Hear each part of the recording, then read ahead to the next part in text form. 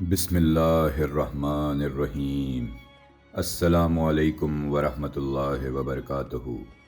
ایک دانا و بینا شخص نے بطور تمثیل کہا کہ بر صغیر کے علاقے میں ایک ایسا درخت ہے جس کے سائے کا پھیلاؤ کئی کوس تک ہے۔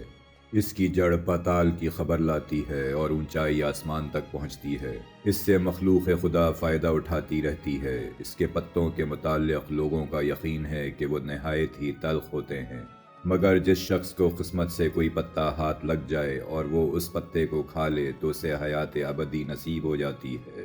اس درخت کے نیچے مردان خدا سال ہا سال جھولیاں پھیلائے انتظار میں بیٹھے رہتے ہیں کہ کب کوئی پتا جھڑے اور ان کے ہاتھ آئے۔ یہ حکایت ایک بادشاہ نے سنی اور جی میں کہا کہ اگر اس شجر کا میوہ ملے تو کیا کہنے۔ بادشاہ نے اپنے مصاحبوں اور وزیروں سے اپنی اس خواہش کا ذکر کیا، سب نے ہاں میں ہاں ملائی۔ الغرض بادشاہ نے بر صغیر پاک و ہند میں اپنے ایک ہوشیار آدمی کو اس درخت کے پھل کے لیے روانہ کر دیا۔ وہ بیچارہ مدتوں جنگلوں صحرا صحرا مارا مارا پھرتا رہا، لیکن گوہر مقصود ہاتھ نہ آیا۔ جس کسی سے ایسے درخت اور پھل کا پوچھتا وہ اس کا مذاق اڑاتا۔ کیوں در بدر خاک چھان رہے ہو، ٹھنڈے ٹھنڈے جدھر سے آئے ہو ادھر کو لوٹ جاؤ۔ وہ آدمی من کا پکا تھا، ارادے میں خم نہ آنے دیا اور برابر کوہ و دشت کی خاک چھاننے لگا۔ جب برسا برس گزر چکے، پورے ہندوستان کے گوشے گوشے چپے چپے میں پھر چکا، بقائے دوام کے شجر کا کہیں نشان نہ ملا۔ اس قدر محنت اور تکلیف کارت جانے سے اس کے رنج و غم کی کوئی انتہا نہ تھی۔ بیچارہ قاصد مایوس ہو گیا اور بسد حسرت و ایاس وطن کو واپس چل پڑا۔ سچ کہتے ہیں کہ کسی کی محنت رائے گاہ نہیں جاتی۔ چلتے چلتے اس کا گزر ایک ایسے مقام سے ہوا جہاں ایک خدا رسیدہ بزرگ رہتے تھے۔ ان کے علم و فضل اور کشف و کرامات کی بڑی شہرت تھی۔ قاصد نے دل میں سوچا، مجھے اس بزرگ کی خدمت میں جانا چاہیے۔ ممکن ہے شیخ کی نگاہ لطافت سے بگڑا کام بن جائے اور مایوسی راحت میں بدل جائے۔ یہ سوچ کر چشمے پر آب لے کر شیخ کے پاس حاضر ہوا۔ ان کی نورانی صورت دیکھتے ہی اپنے آپ پر اختیار نہ رہا، ضبط کا دامن ہاتھ سے نکل گیا اور روتا ہوا ان کے قدموں میں جا گرا۔ اس قدر آنسو بہائے کہ سارا بوجھ ہلکا ہو گیا۔ شیخ نے اٹھا کر شفقت سے گلے لگایا اور پوچھا، کیا بات ہے، پریشانی کا سبب کیا ہے؟ اس نے عرض کیا، جس کام کے لیے برسوں پہلے وطن سے نکلا تھا وہ کام نہیں ہوا۔ اب سوچتا ہوں واپس جا کر بادشاہ کو کیا جواب دوں گا۔ بادشاہ نے مجھے بقائے دوام کے شجر کی تلاش میں یہاں بھیجا تھا۔ میں نے اس کی جستجو میں اس ملک کا چپا چپا چھان مارا، مگر ناکامی اور مایوسی کے سوا کچھ ہاتھ نہ آیا۔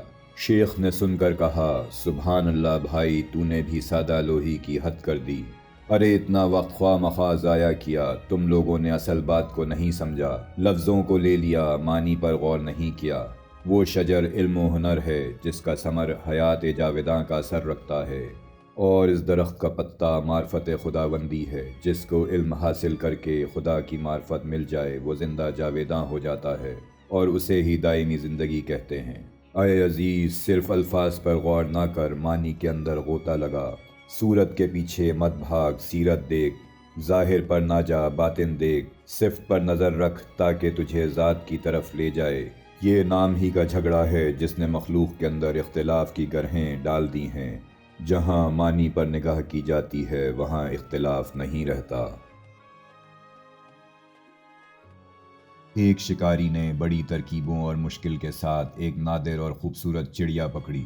جب وہ چڑیا جال میں پھنس گئی اور آزاد ہونے کی کوئی صورت نہ پائی، تب چڑیا شکاری سے کہنے لگی، اے عقل مند انسان، تو مجھ جیسی ننھی سی چڑیا کو پکڑ کر کیا کرے گا؟ اگر تو مجھے ذبح کرے گا تو میرے ذرا سے گوشت اور گنتی کی چند نرم و نازک ہڈیوں سے تیرا کیا بنے گا؟ مجھے فروخت کر کے بھلا تجھے کتنا مال ملے گا؟ میری بات سن، اگر تو مجھے آزاد کر دے گا تو میں تجھے 3 ایسی بیش بہا نصیحتیں کروں گی جو ہمیشہ تیرے کام آئیں گی۔ ان میں سے پہلی نصیحت تو میں تیرے ہاتھ پر بیٹھ کر کروں گی۔ وہ نصیحت ایسی ہوگی جسے سن کر تیرا خون بڑھ جائے گا۔ دوسری نصیحت دیوار پر بیٹھ کر کروں گی جو اعلیٰ درجے کی ہوگی۔ تیسری نصیحت درخت کی شاخ پر بیٹھ کر کروں گی، اس لیے تیری دانائی، جواں مردی اور دور اندیشی کا تقاضا یہی ہے کہ تو مجھے آزاد کر دے۔ ان تینوں نصیحتوں پر عمل کر کے تو دنیا میں بڑا نام پائے گا۔ شکاری تھوڑی دیر غور کرنے لگا، پھر راضی ہو گیا۔ چڑیا اڑ کر شکاری کے ہاتھ پر آن بیٹھی۔ پہلی نصیحت یہ ہے کہ ناممکن بات خواہ کیسا ہی شخص کہے اس پر یقین نہ کر۔ یہ کہہ کر چڑیا پھر سے اڑی اور دیوار پر جا بیٹھی۔ اس نے دوسری نصیحت یہ کی، گزری ہوئی بات کا غم نہ کر۔ اس کے بعد چڑیا نے کہا، میرے وجود میں 10 درہم وزن کا ایک ایسا قیمتی موتی ہے جس کی قیمت ہفتے اقلیم میں کہیں نہیں۔ یہ موتی پا کر تو اور تیری اولاد عیش و عشرت سے زندگی بسر کرتے، مگر افسوس کہ تو نے مجھے آزاد کر کے یہ بیش بہا موتی ہاتھ سے کھو دیا۔ یہ تحفہ تیرے مقدر میں نہ تھا۔ اتنا سننا تھا کہ شکاری رونے چلانے اور ماتم کرنے لگا جیسے اس کا کوئی عزیز مر گیا ہو۔ بار بار ٹھنڈی آہیں بھرتا اور سینہ پیٹ کر کہنے لگا کہ ہائے میں تو برباد ہو گیا، مجھ بے وقوف نے ایسی نادر چڑیا کو کیوں آزاد کر دیا۔ ننھی سی جان نے مجھے ہتھیلی میں جنت کی جھلک دکھلا کر لوٹ لیا۔ شکاری جب رو دھو چکا تب چڑیا نے کہا، اے بے وقوف، میں نے پہلے ہی تجھے نصیحت کر دی تھی کہ گزری ہوئی بات کا غم نہیں کرنا چاہیے۔ جب یہ بات ہو گئی تو کف افسوس ملنا کس کام کا۔ دوسرا چڑیا نے کہا، ارے نادان، تو نے میری پہلی بات غور سے نہیں سنی تھی۔ میں نے کہا تھا کہ ناممکن بات کا ہرگز یقین نہیں کرنا چاہیے، خواہ وہ کیسی ہی کیوں نہ ہو۔ ذرا سوچ تو صحیح، مجھ ننھی سی جان کا پورا وجود 3 درہم وزن سے زیادہ نہیں ہے، بھلا 10 درہم وزن کا موتی میرے وجود میں کہاں سے آ گیا؟ یہ بات سن کر شکاری رونا دھونا بھول گیا، حیرت سے چڑیا کو تکنے لگا اور کہنے لگا، بے شک تو ٹھیک کہتی ہے۔ پھر وہ شکاری کہنے لگا، اے نازک بدن چڑیا، مہربانی کر کے وہ تیسری نصیحت بھی کرتی جا۔ چڑیا نے کہا، ارے بھائی، تو نے میری 2 نصیحتوں پر کون سا عمل کیا جو تیسری نصیحت بھی مجھ سے سننا چاہتا ہے؟ وہ قیمتی نصیحت تجھ جیسے بے مغز انسان کے لیے نہیں ہے۔ خر دماغ اور جاہل کو نصیحت کرنا ایسا ہے جیسے بنجر زمین میں بیج ڈالنا۔ امید کرتے ہیں کہ آپ کو ہماری یہ ویڈیو پسند آئی۔